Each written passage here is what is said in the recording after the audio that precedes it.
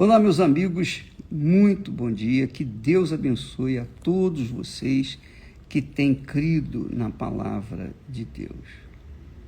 Você que tem crido na palavra do Deus Altíssimo, seja abençoado. Você tem o direito à bênção, porque quem crê é justificado. Quem crê na palavra de Deus se torna justo diante de Deus. Quem crê na palavra de Deus, não só no sentido de acreditar, mas crê no sentido de aplicar as suas palavras, os seus mandamentos, os seus conselhos, aplicar na sua própria vida. Você tem que exercitar a sua crença na palavra de Deus. Quando você exercita, então você é abençoado naturalmente, absolutamente, de forma natural. Olha só, o texto que eu tinha feito um live antes, mas não deu para gravar, então eu vou repetir agora para ficar aí no Instagram. O texto encontra-se em Isaías 57, capítulo 57, versículo 1 e 2. Diz assim: perece o justo, e não há quem considere isso em seu coração. E os homens compassivos são recolhidos, sem que alguém considere que o justo é levado antes do mal. Entrará em paz, descansarão nas suas camas os que houverem andado na sua retidão. Então, esse texto aqui é um texto que se aplica muito nos dias de hoje, como sempre se aplicou nos dias em que o ser humano está na Terra. Porque muitas pessoas dizem assim: bispo, eu não entendo por que uma pessoa tão boa,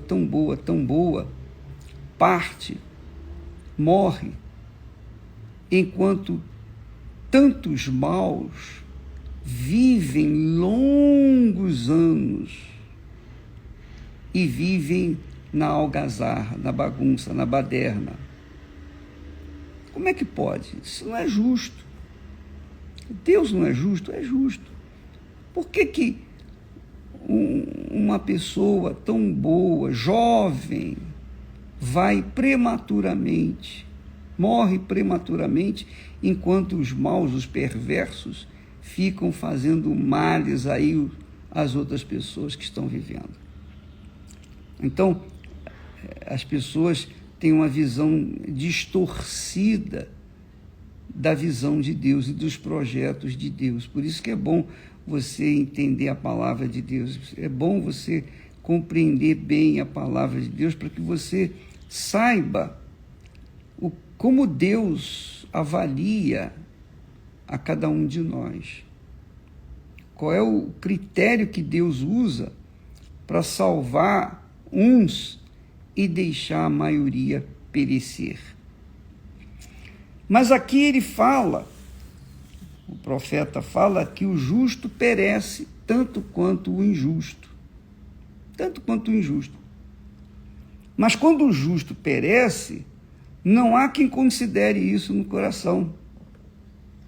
Não há quem considere, não há quem diga: poxa, coitado dessa pessoa, ela é tão justa. Ninguém reconhece, porque ela era justa e vivia num mundo de justiça. E o mundo que vive na injustiça não reconhece aqueles que vivem no reino de Deus, que é o reino da justiça. Então ele diz: não há quem considere isso em seu coração. Mas os homens compassivos, os homens que têm misericórdia, os homens que compartilham com os sofrimentos dos outros, compartilham seus sentimentos com os sofrimentos alheios, estes também são recolhidos sem que alguém considere que o justo é levado antes do mal. Quer dizer, antes que venha o mal, Deus retira os seus justos, os seus verdadeiros filhos. Deus os livra de coisas piores. Então eu vejo, por exemplo, um pastor jovem, esposa jovem, de repente eles partem para outra vida.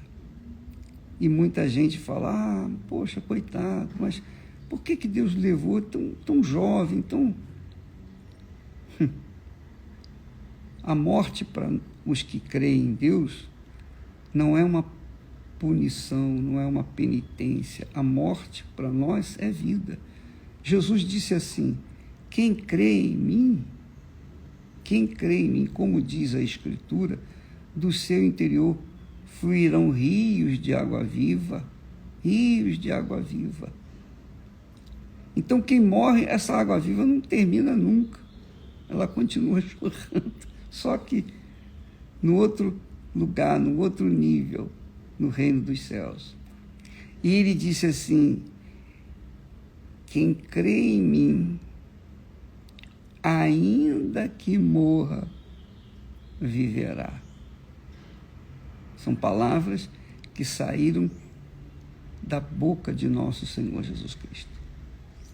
Por isso que nós trabalhamos, lutamos, empenhamos todos os nossos esforços para salvar outras pessoas, para levar outras pessoas ao pleno conhecimento da vontade de Deus para as suas vidas.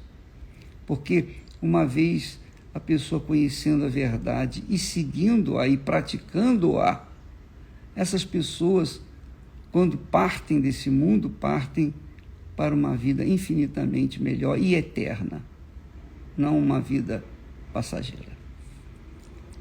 Aí ele diz assim, voltando desde o início, perece o justo e não há quem considere isso em seu coração. E os homens compassivos, que também são justos, são recolhidos sem que alguém considere que o justo é levado antes do mal. Entrará em paz, ponto e vírgula, descansarão nas suas camas os que houverem andado na sua retidão. Talvez você pergunte assim, bispo, poxa, eu esperava uma palavra de fé, uma palavra para me levantar, porque eu estou desanimado, eu estou triste. Pois é, minha amiga, meu amigo. Eu estou falando isso aqui para você que um dia vai passar para a eternidade. Todos nós vamos para a eternidade, todos os que cremos, todos os que vivemos pela fé na palavra de Deus, todos os que vivem no Senhor Jesus, todos os que abraçaram a verdade e andam na verdade. Todos vão passar pela morte, ou se Jesus não vier antes, né? Se ele vier antes arrebatar a sua igreja, então nós subiremos com ele. E com ele cearemos por toda a eternidade. Então, minha amiga, meu amigo, é importante, é necessário que nós preguemos o Evangelho a toda criatura, para que aqueles que creem sejam salvos. E uma vez passando para a eternidade, vão viver a eternidade com o Senhor Jesus, em quem creram aqui na terra. Então, isso é uma glória. Eu coloco todas as minhas forças, todas as minhas fichas, toda a minha energia, a energia que me resta, eu coloco para que outras pessoas venham ter, no mínimo, aquilo que Deus me tem dado. Porque eu sei que a salvação da alma não tem dinheiro, não tem glória, não tem sucesso, não tem nada nesse mundo. Nesse mundo não há nada que possa ser equiparado, igualado ou comparado à glória da salvação. Então, se você é uma pessoa justa, você entende o que eu estou falando.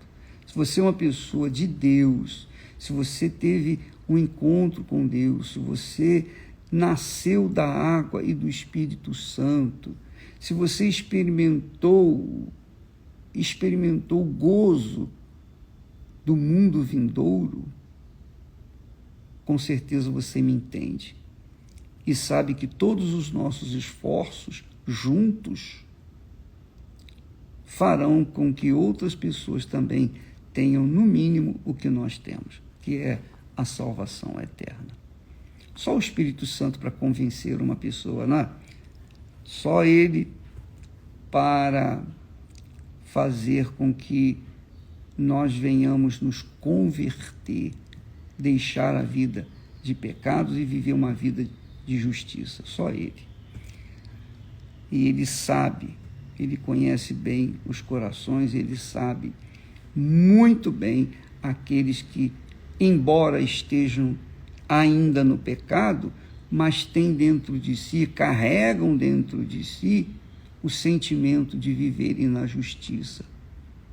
Então, o Espírito Santo vai buscá-los, onde quer que eles estiverem, para apresentar o Filho dele, Jesus, para esses que estão vivendo ainda no pecado.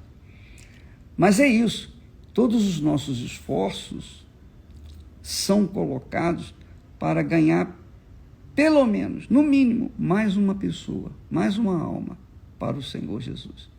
E se você quiser nos ajudar nessa empreitada gloriosa, nessa missão gloriosa, porque não há missão mais gloriosa nesse mundo do que você servir ao Senhor dos exércitos e levar a palavra dele aos perdidos.